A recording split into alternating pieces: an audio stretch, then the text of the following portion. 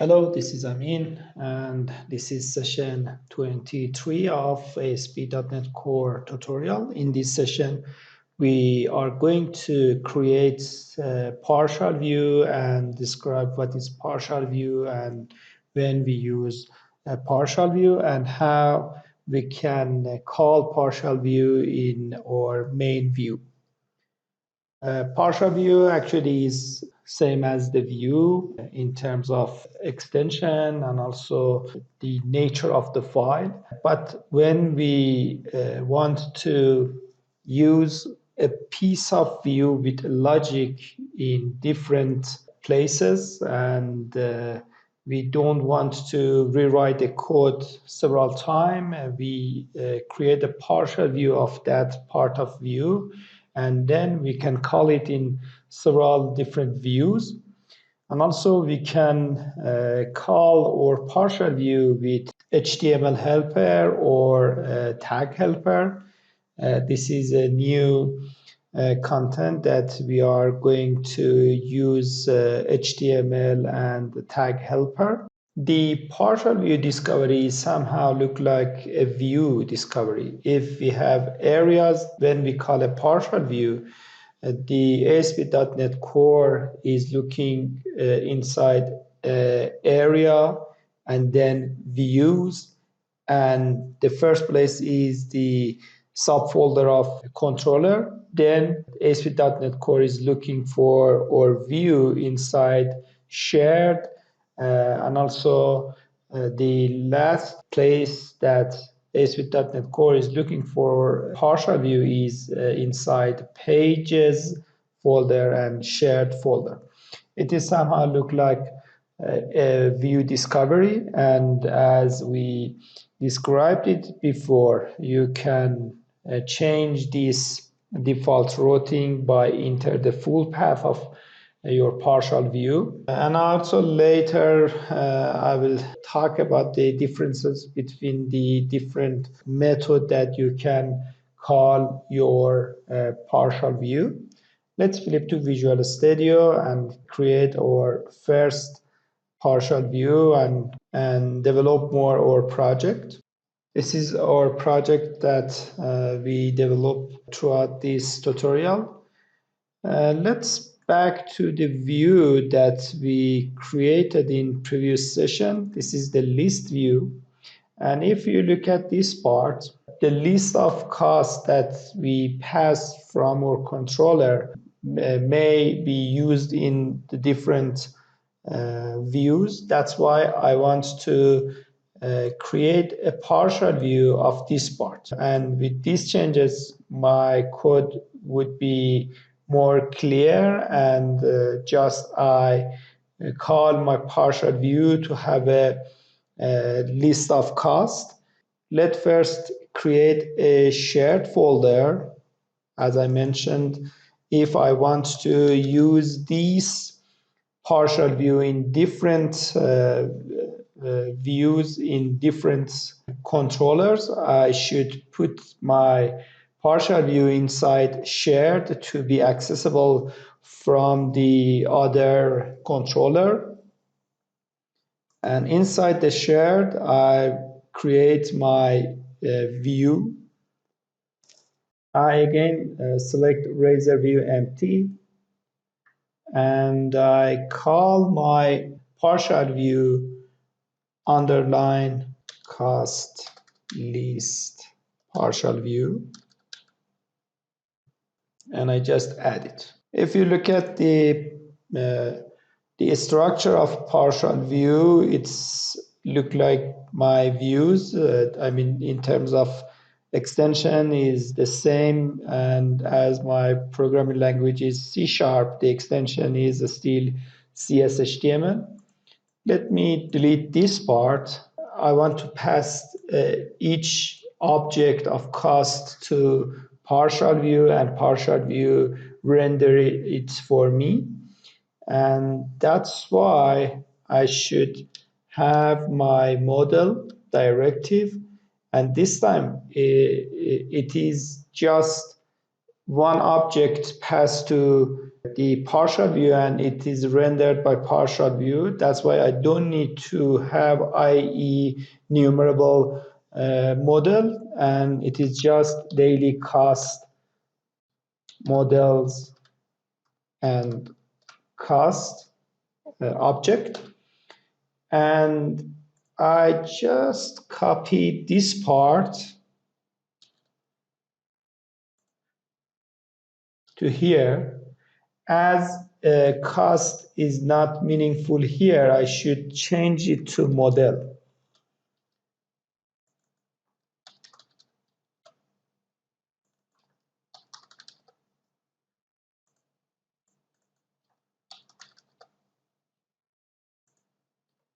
And let me save both.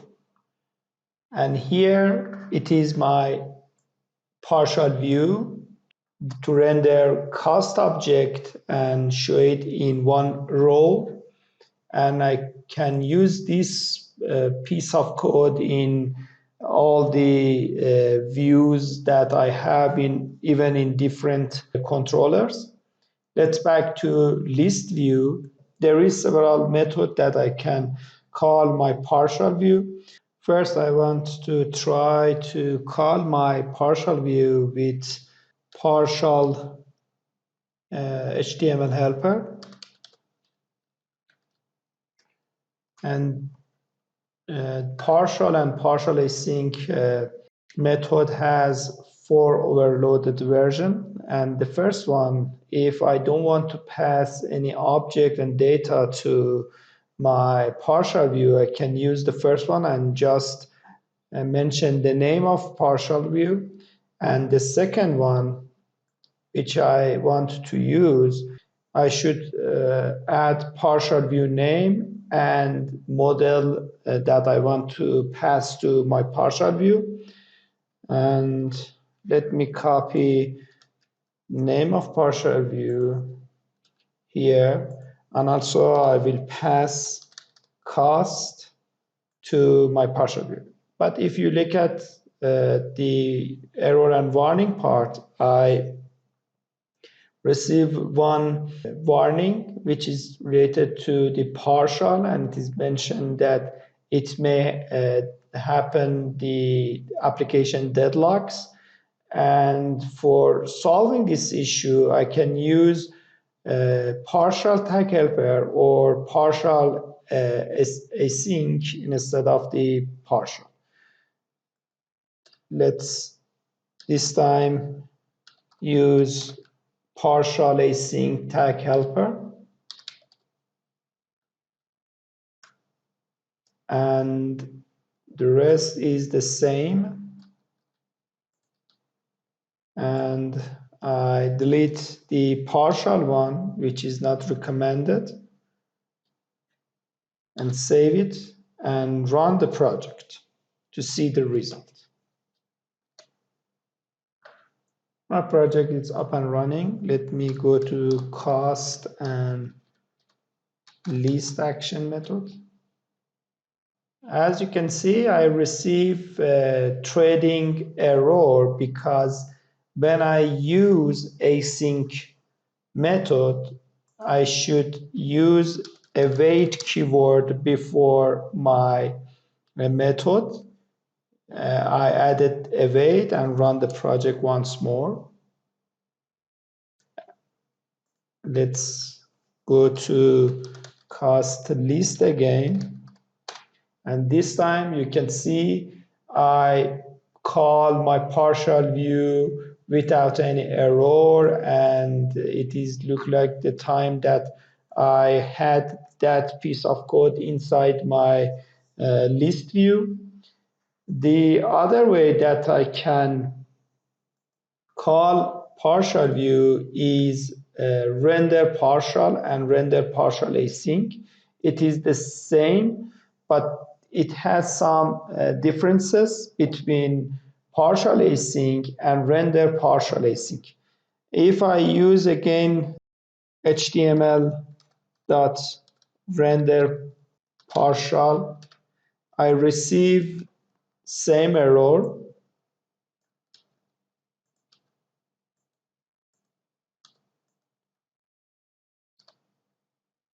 which is related to deadlocks error and deadlocks warning. That's why I use async and use await keyword before the calling the method.